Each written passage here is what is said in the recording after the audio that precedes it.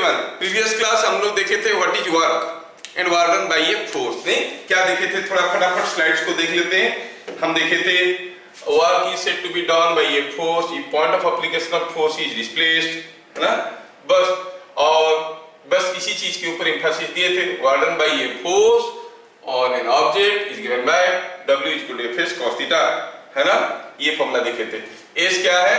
Displacement of point of application of force. Theta क्या है? Angle between force and displacement. ये दोनों चीज। अब इसके ऊपर हम लोग ढेर सारे क्वेश्चन देखे थे। क्या आपको अभी भी याद है what was the unit for work?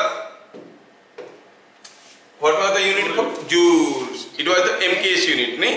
और CGS यूनिट क्या था? Erg. 1 joule is equal to how much erg? 10 to the power 7 10 power 7 अर्ग।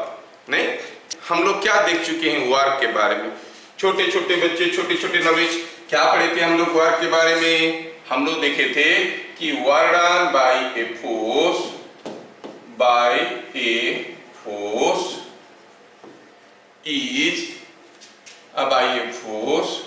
इज गिवन बाय, क्या देखे थे हम लोग? Given by W is equal to F cos theta. इसी को लेके हम लोग आगे बढ़े थे। What was S? Displacement of किसका? Point of application of force. और थीटा क्या था? ये वेक्टर है। It is angle between F and S, ये दोनों वेक्टर के बीच में एंगल। और हम लोग ये देखे थे कि यहाँ पर जो वर्क निकल रहा है F cos theta which is angle between F and S, इसका यूनिट क्या निकल रहा था? Unit is joules in MKS system and ergs in CGS system. और हम लोग देखे थे 1 joule is equal to 10 to the power 7 ergs. बस इतना ही पढ़े थे। बस एम्फासिस दिए थे कि S is the displacement of point of application of force. उसी के ऊपर एम्फासिस देके पूरा क्लास आप लोग निकाल लिए थे। आज हम लोग और आगे बढ़ेंगे, लेकिन आज की क्लास में क्योंकि cos थीटा बार बार आ रहा ना, इसका वैल्यूज थोड़ा आपको याद रखना पड़ेगा। Please remember this values. Remember theta का डिफरेंट वैल्यूज के लिए थीटा दे देते हैं, मान लो 0, 30, 45, 60, 90, 135, है ना। और फिर 120 भी होता है ना? 120 चलो तुम लोगों को मालूम है पड़े। 120, 135 एंड 150। यस तुम लोगों को तो बढ़िया मालूम है सब कुछ। I am proud of you all. 135, 150 and 180, ये सारा वैल्यू के लिए cos थीटा का वैल्यू क्या होता है? cos थीटा का वैल्यू क्या होता है? हमें मालूम है कि भाई 0 थीटा इज 0, cos 0 इज 1, है कि नहीं? Theta is 0, cos 0 is 1। 30 के लिए √3/2, इट इज cos 60, cos 90। बस अब उल्टा कर दो, सेम चीज को फिर से लिखना, माइनस लिखना। cos 120 हो गया -1/2, ये -1/√2, ये -√3/2 और ये -1। ये वैल्यूज आपको याद रखना पड़ेगा, ठीक है। There is no other choice, you have to remember. ये वैल्यूज को आपको याद रखना पड़ेगा, ठीक है। चलिए, अगर ये वैल्यूज आप याद रख लेते हो फिर काम बनेगा। लेकिन यहाँ पर और एक चीज सामने आ रहा है। Let me compress it to your visible area. Yes, ये हमें समझ में आ गया, ठीक है। हम अभी देख लिए कि जो वर्डन था, वर्डन वाज F cos थीटा। और हम देख लिए कि for different values of theta, cos theta में भी पॉजिटिव में भी नेगेटिव, ठीक है ना। cos थीटा में भी पॉजिटिव और में भी नेगेटिव। चलिए, तो हम अकॉर्डिंगली क्या करेंगे, पॉइंट नंबर 2 में लिखेंगे depending upon angle between F and S, cos theta can be positive और नेगेटिव। ये पॉजिटिव हो सकता है, नेगेटिव हो सकता है। सो W is F S cos theta। अगर ये पॉजिटिव आया का क्या मतलब है? If it is positive it implies work is done by F, ठीक है। और ये अगर नेगेटिव आया तो हम कहेंगे work is done against F। ये चीज आप याद रखना, work is done by the force और against the force, work is done by the force और अगेंस्ट द फोर्स। जैसे मैं आपको एक छोटा सा एग्जांपल देता हूं। सपोज हम कहेंगे हियर इज ए ब्लॉक। अच्छा, ये ब्लॉक है, ये ब्लॉक के ऊपर मान लो कि कोई F1 फोर्स आ रहा है और यहाँ पे भी कोई फोर्स आ रहा है, यू कॉल इट F2। तो ये दोनों फोर्स मिलके इस ब्लॉक को डिस्प्लेस करने की कोशिश कर रहे हैं। कैसे? अलोंग दिस लाइन मूव करवाने की कोशिश कर रहे हैं। अगर ये अलोंग दिस लाइन मूव करवाने की कोशिश कर रहे हैं तो हम कहेंगे, सोचो ये जो टू फोर्सेस है, ये दोनों फोर्स मिलके इस ब्लॉक को मूव करवाने की कोशिश कर रहे हैं। अगर ये कुछ उसको ऐसे मूव करवा ली, ऐसे मूव हो रहा है, तो देखो तो ब्लॉक किसके डायरेक्शन में जा रहा है? इन द डायरेक्शन ऑफ F। नहीं, जब वो यहां से यहां तक ब्लॉक को अगर ले लिया गया, ब्लॉक को यहां से यहां तक कुछ डिस्टेंस S ले लिया गया, the displacement is from here to here, मतलब डिस्प्लेसमेंट वेक्टर इस डायरेक्शन में हुआ। अगर मैं ये ब्लॉक को खींच के यहां से यहां तक ऐसे ले लिया, तो देखो जो डिस्प्लेसमेंट हुआ है it is in the direction of F1 and in the opposite direction of F2। तो आप कहेंगे कि अगर हम कहेंगे कि ये पॉइंट का नाम है A और ये पॉइंट का नाम है B, when block is moved from A to B, तो आप क्या कहोगे? वर्क डन बाई F1 कितना आ रहा है? F1 into S into cos 0। F1 ऐसे था, डिस्प्लेसमेंट ऐसे था, cos 0 1 है, तो हो गया F1S। Work done by F2, work done by F2 क्या आ रहा है? F2S, और दोनों के बीच में एंगल cos 180, और cos 180 का वैल्यू क्या है आपको मालूम है, -1 डाल दिया जाए तो यह आएगा -F2S। तो आप क्या कहोगे? Work done against F2 is equal to F2S, work done by S। F2 अगर हो गया नेगेटिव मतलब work is done against F2। कोई अगर पूछेगा for the work done against F2 in moving from here to here, तो आप कहोगे F2S। बाई F2 क्या हो गया? -F2S। क्या बातें समझ में आ रहा है? Work done by F2 and work done against F2 समझ में आया। जैसे सोचो कि ये पेन है, ये पेन है, सपोज ये पेन है, ये पेन के ऊपर वेट कैसे आ रहा है? नीचे की तरफ आ रहा है ना, वेट इज एक्टिंग डाउनवर्ड्स। अगर मैं पेन को ऊपर उठाया, work is done by mg और अगेंस्ट mg? अगेंस्ट mg नीचे की तरफ है, मैं पेन ऊपर उठा रहा हूं, पेन नीचे लाया, work is done by mg और अगेंस्ट mg? इसका मतलब अगर आपको पूछा गया यहां से कोई फोर्स mg आ रहा है, ये ब्लॉक अगर h नीचे आता है, ये पेन अगर नीचे आता है h, work done by mg कितना होगा? mg into h। अच्छा, ये पेन को अगर ऊपर उठाया, वर्क डन बाई mg कितना होगा? -mg। पकड़ लिए तुम लोग। मतलब when you are moving in the opposite direction of F, the work done by the force will be negative.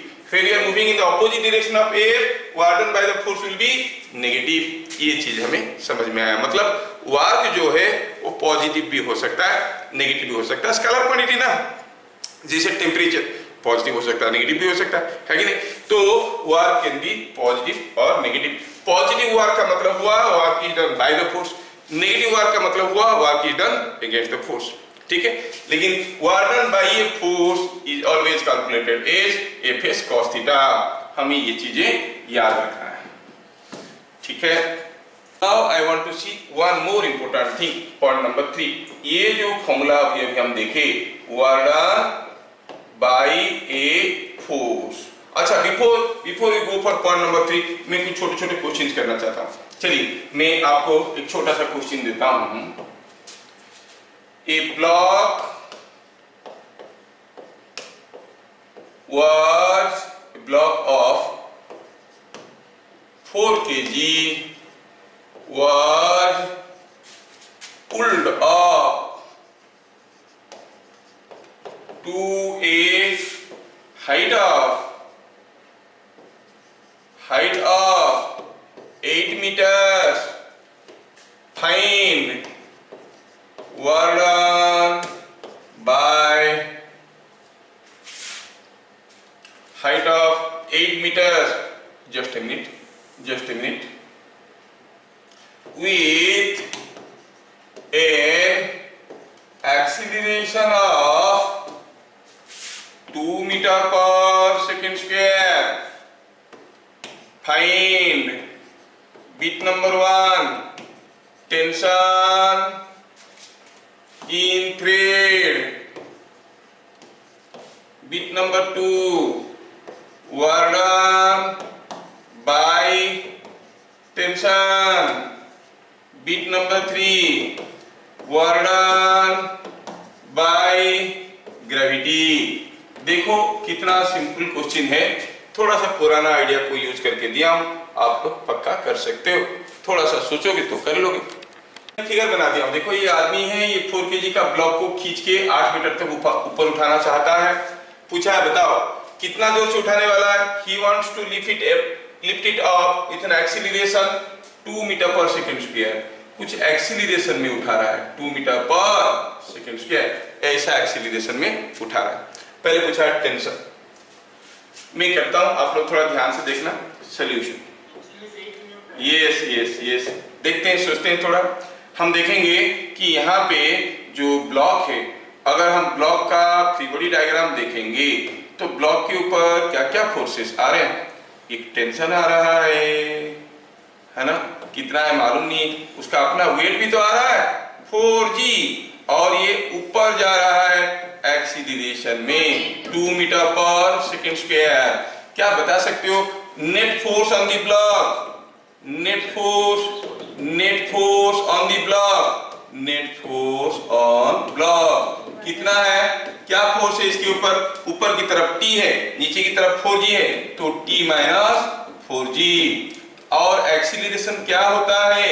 Net force by mass, it is t minus 4g by mass. इसका कितना है भैया? Mass is 4 kg और acceleration कितना दिया है? 2 metre पर second square, 2 metre पर सेकंड स्क्वायर। क्या इसको सिंप्लीफाई करके हम बता सकते हैं कि what will be the value of t?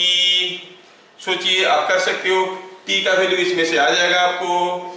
ये देखो हर कोई सोच लिया फटाफट, तो इससे पता चल गया कि this t is 8 plus 40, it is 48 Newton. Wow. Tension in the thread is 48 Newton. अरे 4 kg का मास को उठा रहा है, वजन है 48 न्यूटन। हाँ, क्योंकि एक्सीलरेट कर रहा है। अगर बिना एक्सीलरेशन का धीरे धीरे उठता, कांस्टेंट वेलोसिटी में उठता, एक्सीलरेशन नहीं होता, तो कहते 40 न्यूटन। पकड़ के रखता तो 40 न्यूटन होता टेंशन, लेकिन खींच रहा है तो टेंशन ज्यादा है। कोई थ्रेड से कोई चीज को अगर पकड़ के रखोगे हो सकता है वो नहीं टूटेगा थ्रेड, लेकिन खींचने लगोगे जल्दी जल्दी तो टूट जाएगा। इसलिए हम लोग जब कोई चीज को पतले से थ्रेड से खींचते हैं तो धीरे धीरे खींचते हैं, क्योंकि जल्दी जल्दी खींचेंगे तो ज्यादा टेंशन हो जाएगा, ज्यादा टेंशन तो टूटेगा, जिसके सर पे गिरेगा उसका भी टेंशन, जो खींच रहा है उसका भी टेंशन, है कि नहीं। इसलिए हम लोग क्या करते हैं, इसको कोई भी चीज को उठाना होता है रस्सी लगा के तो धीरे धीरे उठाते हैं, जल्दी जल्दी उठाएंगे हो सकता है टूट जाए। पहला पार्ट पूरा हो गया, पहला पार्ट पूरा हो गया, पहला पार्ट पूरा हो गया। पहला पार्ट में क्या था, to find out the tension. Second part, work done by the tension. Tension कैसा था, टेंशन कैसे था, ऊपर की तरफ कितना 48 newton. Yes yes yes, let us go for bit number 2। Work done by tension is equal to, formula तो हमारे पास है T S cos theta. T कितना है 48 न्यूटन, एस कितना है, कितना ऊपर उठाया है इसको 8 मीटर। क्या मुझे कोई बताएगा कॉस थीटा के जगह क्या लिखेंगे, थीटा का वैल्यू, थीटा का जगह वैल्यू देखो ठीक से भैया। टेंशन कैसा है, टेंशन इज अपवर्ड, डिस्प्लेसमेंट कैसा है, displacement is also upward. What is the angle between them, zero, angle is zero. तो आप कहोगे एंगल हो गया cos 0, cos 0 होता है 1 हो गया तो ये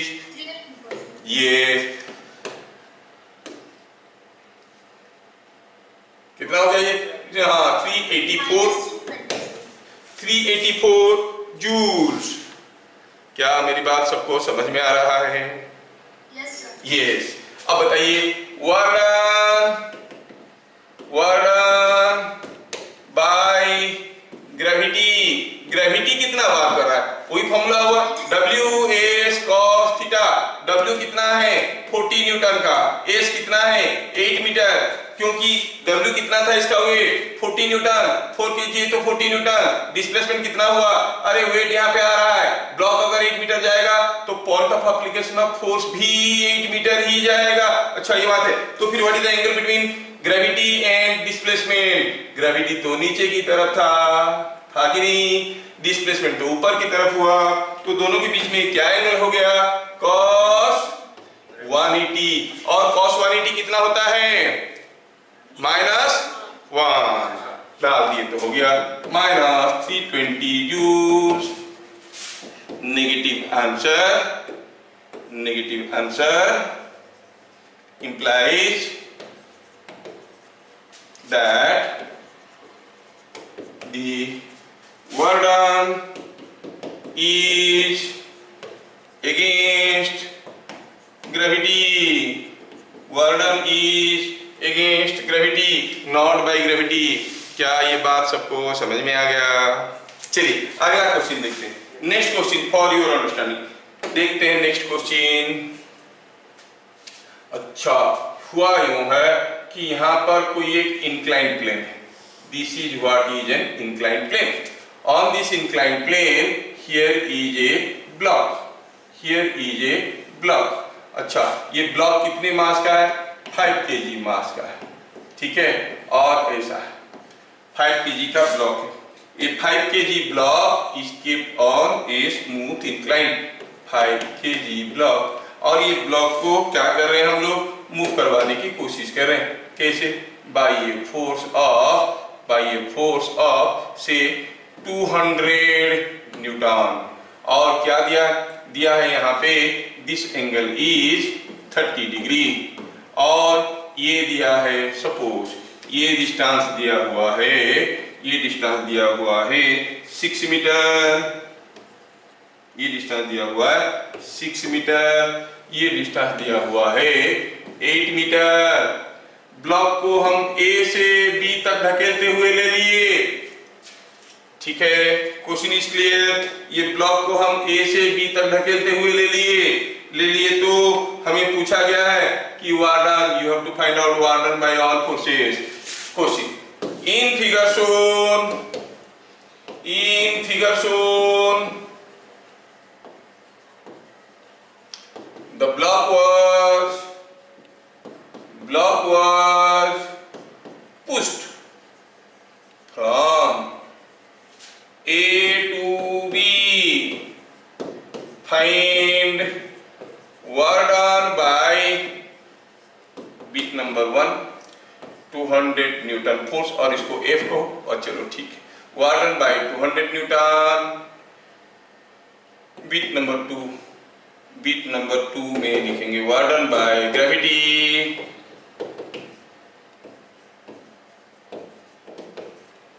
तीसरा हुआ normal reaction of the plane, normal reaction of the plane. अब देखो ये तीनों फोर्स के चलते क्या क्या वर्क हो रहा है हम निकालना चाहते हैं। जब ये ब्लॉक को 200 न्यूटन से पुश किए तो स्विंग करके उठ गया यहाँ तक, जब यहाँ से यहाँ तक चले गया पता करना है what is the work done by 200 newton, what is the work done by gravity, what is the work done by the normal reaction. क्या आप लोग थोड़ा ट्राई करना चाहोगे? चलिए अब मैं इसको सॉल्व करता हूं। तो मैं क्या करता हूं, इसको थोड़ा ऐसे लिख देता हूं ताकि आप लोगों को थोड़ा जगह मिले करने के लिए। ये हो गया बाय ग्रेविटी और बाय नॉर्मल रिएक्शन। मैं सीधा सीधा लिखूंगा, थोड़ा ध्यान से देखो जिनका नहीं हो रहा था। वार्डन बाय 200 न्यूटन, फॉर्मूला होता है F/S cos थीटा। पहले बता दो AB कितना है भैया, AB कितना है 6 स्क्वायर 8 स्क्वायर होल डबल 10, ये सबको मालूम है। अच्छा ठीक है, वार्डन बाय 200 न्यूटन क्या होगा, 200 इंटू S कितना है 10 metre into cos of angle, angle किसके किसके बीच में, F और S के बीच में। S कैसे था, A से B तक, ऐसे था S और ऐसे था F, और ये एंगल क्या था 30 डिग्री दिया है cos 30, और cos 30 होता है √3/2। यस, डाल दो √3/2, √3/2 डाल दिए तो ये बन गया √3/2, डाल दिए तो ये हो गया 100 into 10,000 √3, so it is 1000 √3 joules. Work done by 200 newton, work done by gravity. अच्छा कितना है ग्रेविटेशनल फोर्स 5 kg है तो 50 न्यूटन तो होगा, इंटू डिस्प्लेसमेंट, ये जब यहां से यहां तक गया ग्रेविटी का पॉइंट ऑफ एप्लीकेशन भी तो यहां से यहां तक गया, कितना गया वही 10 metre, into cos of the angle. थोड़ा सोचो तो, ग्रेविटी ऐसा है डिस्प्लेसमेंट ऐसा है, ये एंगल 30 है, क्या बता सकते हो ग्रेविटी और डिस्प्लेसमेंट के बीच में एंगल क्या हो गया 30 प्लस 90 120। ये चीज सोचना था, इट इज 120 और 120 cos 120 कितना होता है -1/2 -1/2, तो ये हो गया 500/2 इज 250 जूल्स -250 जूल्स। ठीक है 250 जूल्स, माइनस का मतलब हुआ work is done by gravity और against gravity, against gravity. Now work done by normal reaction, बाकी रह गया बस एक छोटा सा चीज जो आप लोग अभी फटाफट कर लोगे। स्नेहा भी बोल चुकी है आंसर, क्या था वो, warden against by normal reaction. ठीक, ये सॉल्यूशन है वार्डन बाय नॉर्मल रिएक्शन। क्या मुझे कोई बताएगा what is the normal reaction here? मालूम नहीं है, कुछ होगा मालूम नहीं है, कुछ है लेकिन जो भी है that should be like this. Reaction है तो R लिखेंगे, it is R S cos angle between R and S। देखो R नॉर्मल है, नॉर्मल रिएक्शन है, R और S के बीच में क्या एंगल हुआ, और cos 90 कितना होता है cos 90 0, ये 0 हो गया तो चाहे R कुछ भी हो क्या फर्क पड़ता है। बहुत बढ़िया, warden by normal reaction is 0, you need not calculate what is R, just आपको ऐसे ही पता चल गया कि warden by normal reaction is 0। I hope मैं सबको समझा पाया। सर सेकंड की था वो हम जो ग्रेविटी का साइन वाला कंपोनेंट भी वेक्टर का ले सकते थे ना, उल्टा होता साइन वाला, क्यों नहीं लेते, ले सकते थे। ठीक है आगे, हाँ माइनस आता क्योंकि साइन थीटा वाला कंपोनेंट इधर को होता, डिस्प्लेसमेंट ऊपर को होता है ना। खैर आएंगे हम लोग, उसमें भी आएंगे। चलिए अगला क्वेश्चन में पूछ रहा हूं आपको, थोड़ा दिमाग पर जोर लगाना और बताने की कोशिश करना। कोई ब्लॉक, मान लो कि यहां पे कोई एक लिफ्ट है,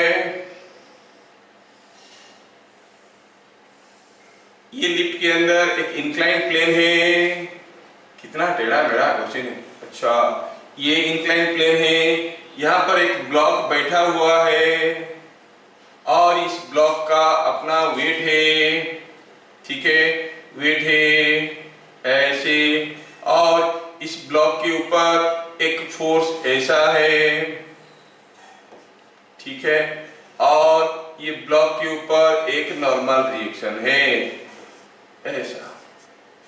W R T are the forces acting on the block. A block is at rest on an incline inside a lift as shown. थोड़ा सा सोचना है आपको। The block is at rest on an inclined plane inside a lift as shown. और ये कोई force ऐसे खींच के रखा है, मैं इसको T क्यों बोलूं, कोई F बोल रही हूं।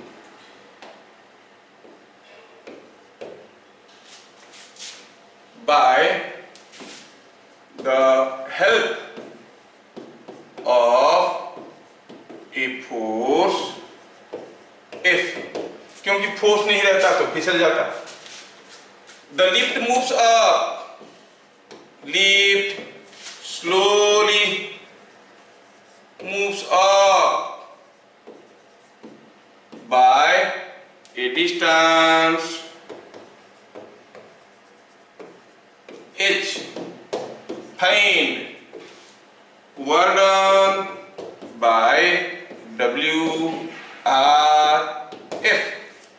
ये तीनों से क्या क्या वर्क हुआ आपको बताना है। For the work done bye W, work done bye R, work done by F, ये तीन चीज बताना है। लिफ्ट ऊपर चला गया to a distance h slowly, मतलब कोई एक्सीलरेशन नहीं था, क्योंकि एक्सीलरेशन होता तो स्पीड बढ़ता, स्पीड नहीं बढ़ रहा था, एक्सीलरेशन कुछ भी नहीं था, तो ये ब्लॉक ऐसे ऐसे लिफ्ट के अंदर बैठे हुए ऊपर गया है। आपको पता करना है what is the work done by each of the three forces shown on the block inside the lift। ये तीनों फोर्स के चलते क्या वर्क हो रहा है आपको पता करना है, ठीक है। Now you try, I hope you can do it now. आप लोग काफी समझदार हो, you can do it. Yes, हमें पता करना है what is the work done by each of these forces. Yes, देखते हैं कौन सबसे पहला सही आंसर देता है।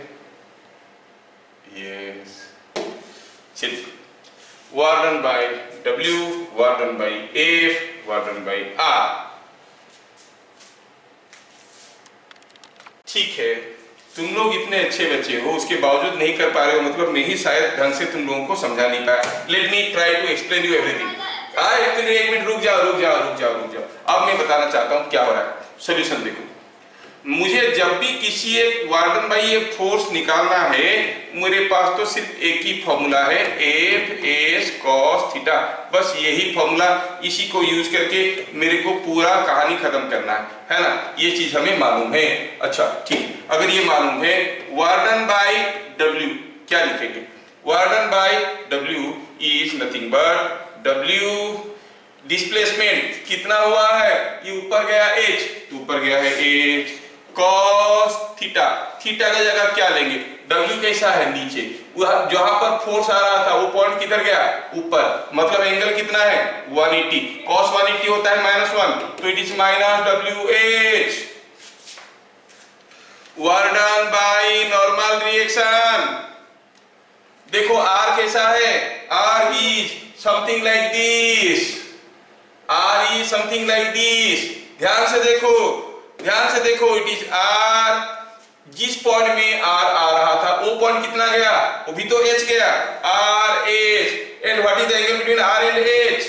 H तो ऊपर की तरफ है, ध्यान से देखो, H ऊपर की तरफ है, डिस्प्लेसमेंट अपवर्ड है। डिस्प्लेसमेंट कैसा है? डिस्प्लेसमेंट ऐसा है, displacement is like this and R is like this. क्या कोई मुझे ये एंगल बताएगा? क्या एंगल होगा ये एंगल? देख लो ये एंगल कितना होगा, ये एंगल कितना होगा, सोचो सोचो। मैं फिगर बनाता हूं यहां पर, शायद आपको समझ में आ जाए। ये है R, ये है R ने, और ये है H। इन दोनों के बीच में एंगल चाहिए। दिया क्या है हमें? दिया है ये एंगल थीटा है। अच्छा ये एंगल अगर थीटा है भैया, ये एंगल 90 है ना। अच्छा इसको सीधा नीचे ले आओ, तो ये एंगल हो गया 90 माइनस थीटा, ये 90 माइनस थीटा, तो ये 90 माइनस थीटा, ये हो गया theta. Yes, this angle is theta. ये समझ में आना बहुत जरूरी है। फिर से रिपीट कर रहा हूं, जिनको समझ में नहीं आया ध्यान से सुन लो। फिर से रिपीट कर रहा हूं, क्या हुआ? ये है इंक्लाइन प्लेन, यहां पे नॉर्मल रिएक्शन ऐसे आ रहा है, और जिस पॉइंट पे नॉर्मल रिएक्शन आ रहा है वो तो ऊपर जा रहा है, और इन दोनों के बीच में एंगल हमें चाहिए, और हमें दिया गया है कि ये एंगल है थीटा। तो मैं यहां से परपेंडिकुलर ड्रॉ कर देता हूं, तो ये एंगल हो गया 90 माइनस थीटा, तो ये एंगल हो गया 90 माइनस थीटा, बचा कुचा एंगल इधर बन जाएगा theta. So it is RH cos theta. What by R is not zero. मैं क्यों बताया?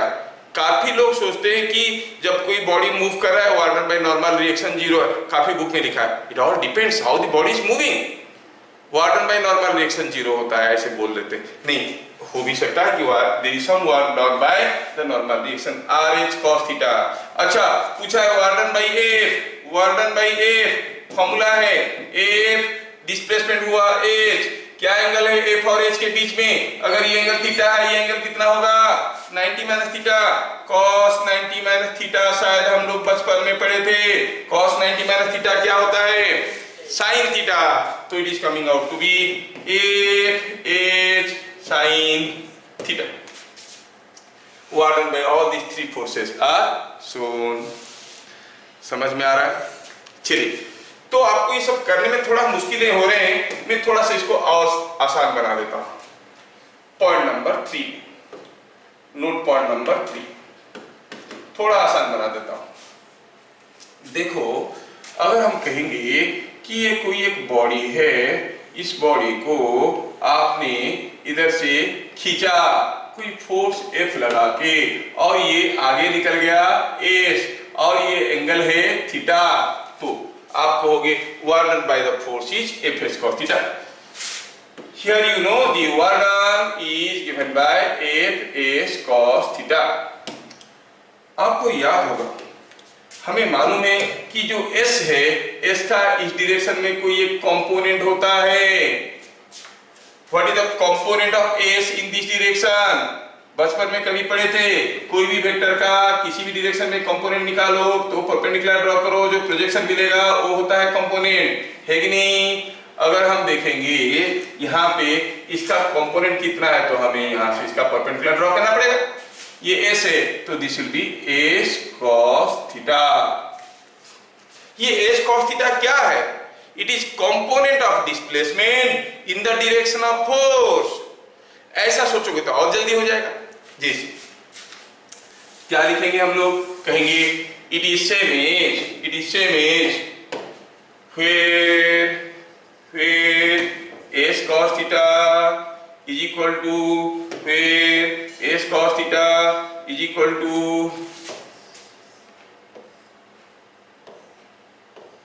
where S cos theta is equal to component of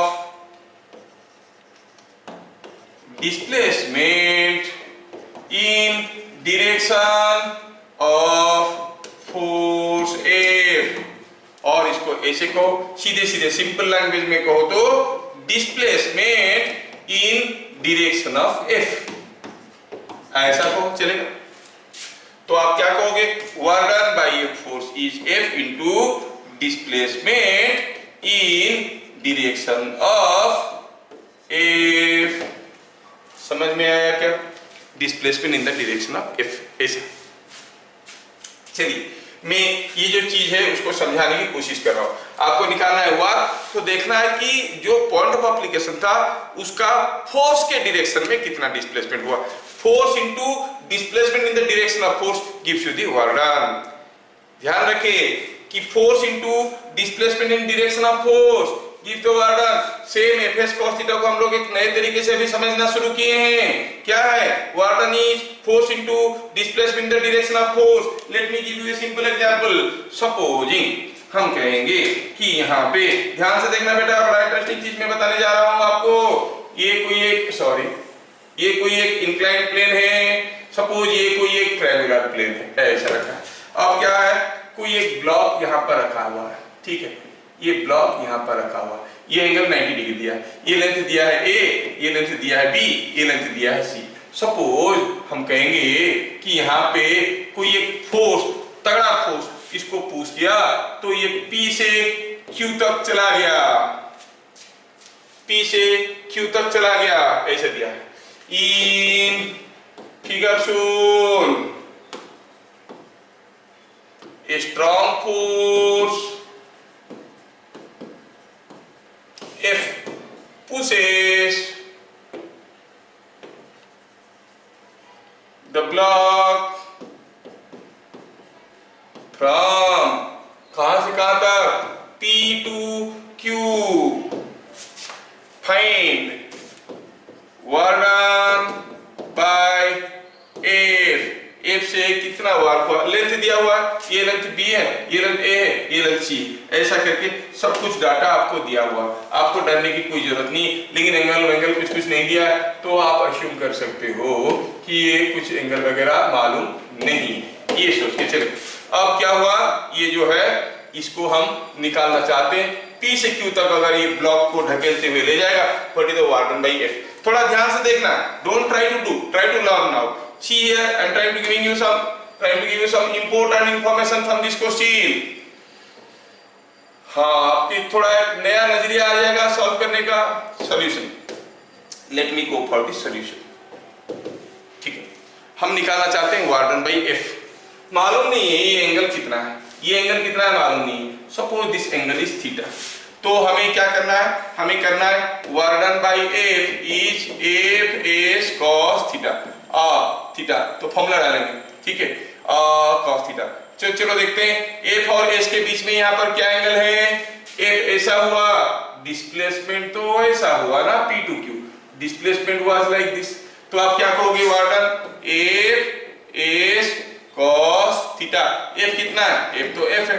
displacement कितना हुआ है यहां से यहां तक? C, C हुआ है। cos थीटा, ये ट्रायंगल में cos थीटा क्या होगा भाई? B by H मतलब A by C, it is A by C। cos theta होता है A by C।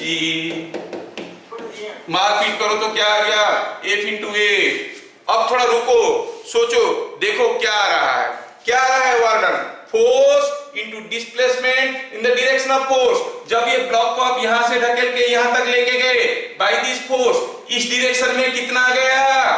A, work done is F। ये सब कुछ करने की जरूरत नहीं था, straight way you can find out what is the work done by the force. क्या मेरी बात समझ में आया? कोई अगर आपको पूछेगा also find work done by gravity, also find work done by gravity, कोई अगर आपको पूछेगा तो आप क्या करोगे? तो क्या करोगे?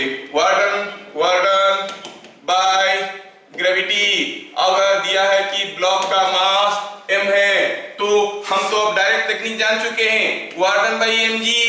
देखेंगे mg के डायरेक्शन में कितना गया। जब ये ब्लॉक को यहां से ढकेल के यहां तक लेके गए, mg कैसे था भैया? नीचे की तरफ, नीचे की तरफ कितना गया? नीचे कहां गया? तो ऊपर गया। ऊपर की तरफ कितना गया? b गया ऊपर की तरफ। नीचे की तरफ कितना गया? -b। So it is mg, it is coming out to be minus mgb। work done by gravity is minus mgb। समझ में आया क्या?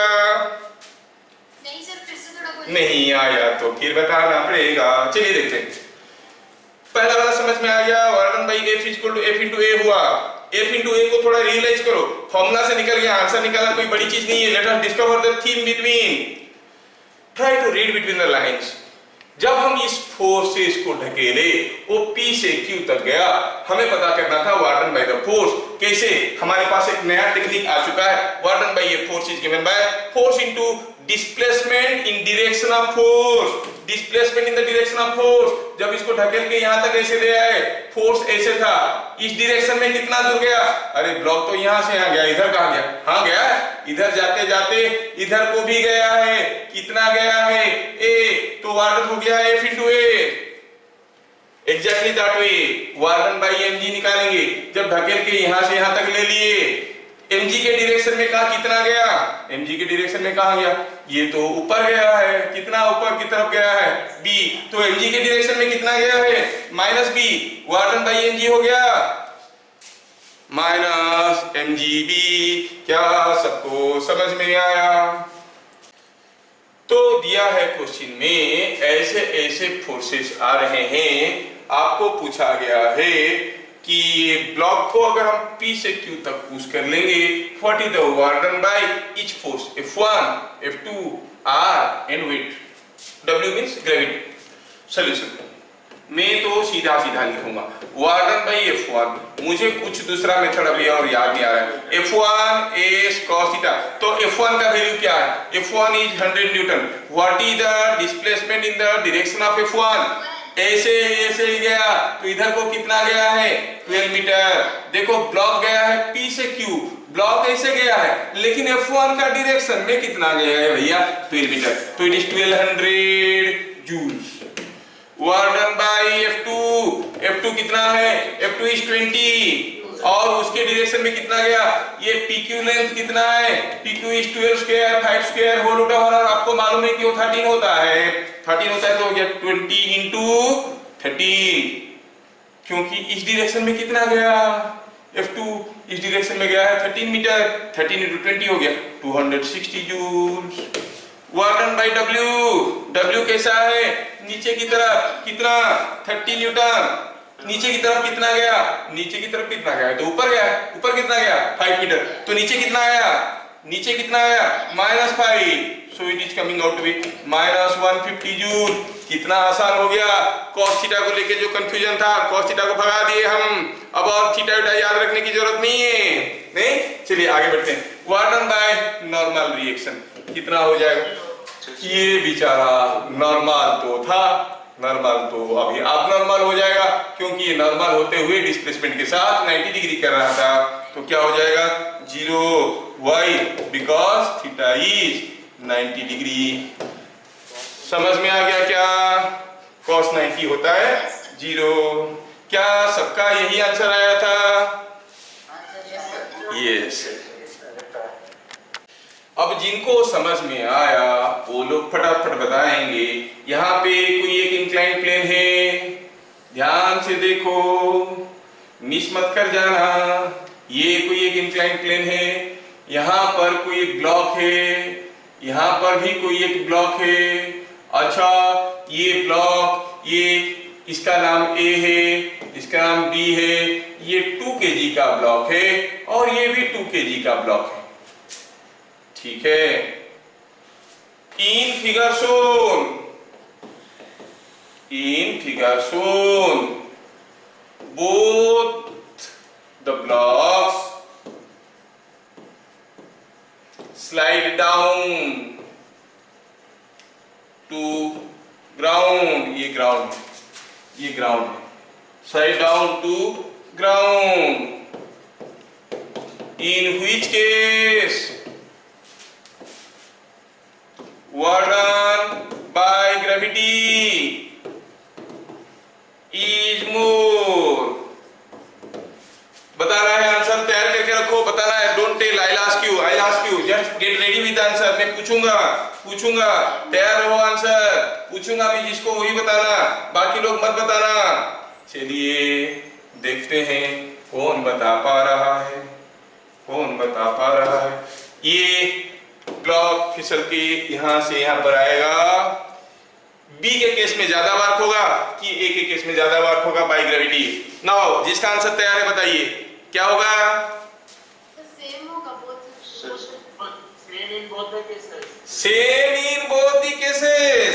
अच्छा, कैसे ऐसे पता चल गया आपको? आजकल मैं अच्छा पढ़ाने लगा हूं। इसका मतलब सपोज ये हाइट h है, जब ये ब्लॉक यहां से फिसल के आएगा, इसका वेट 2g है, इसका वेट 2g है, तो हम क्या कहेंगे? इन ईच केस f कितना है? 2g, नहीं, f is 2g। और and displacement in direction of f is equal to h. So work done is same as 2gh। दोनों केस में वर्क कितना होगा? 2gh। समझ में आ रहा है क्या? Is it understood? Yes. अगला क्वेश्चन, और that is the last question. यहां से कोई एक छत के ऊपर से एक बुलेट को गिराया गया। The bullet was dropped, another bullet was fired. एक बुलेट को फायर कर दिए, एक को गिरा दिए सेम हाइट से, ठीक है। यहां से ही हम एक बुलेट को गिरा दिए और एक बुलेट को यहां से ही एक बुलेट को गिरा दिए, यहां से ये गिरने लगा।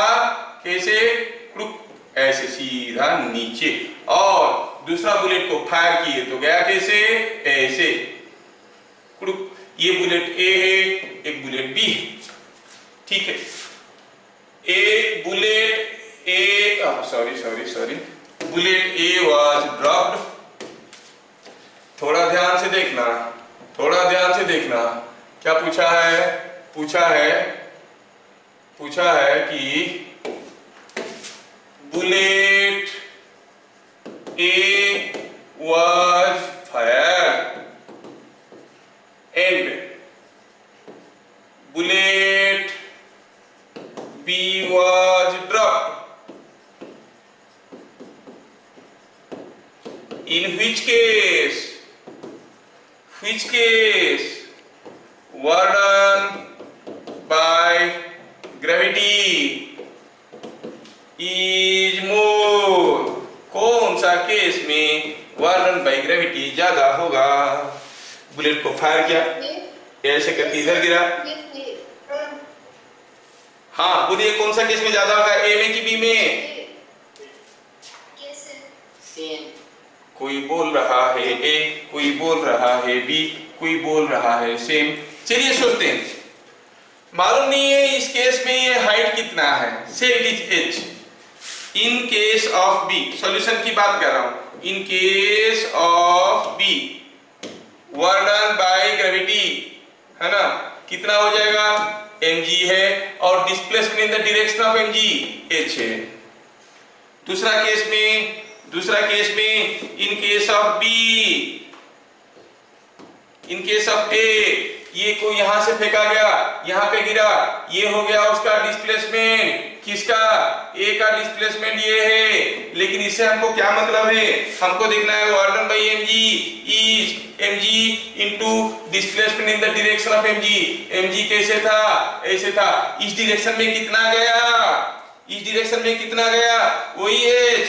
सो it is same in both case. क्या समझ में आ रहा है? कौन सा केस में वर्क डन बाय ग्रेविटी ज्यादा हुआ? Same in both the case, है कि नहीं? यस। तो क्या ये वर्क वाला चैप्टर मजा आ रहा है? यस सर, बहुत मजा आ रहा है। मतलब आप लोग कुछ काम कर रहे हो, you are doing some work. ठीक है, फिर मिलेंगे हम लोग अगले क्लास। तब तक के लिए जय हिंद।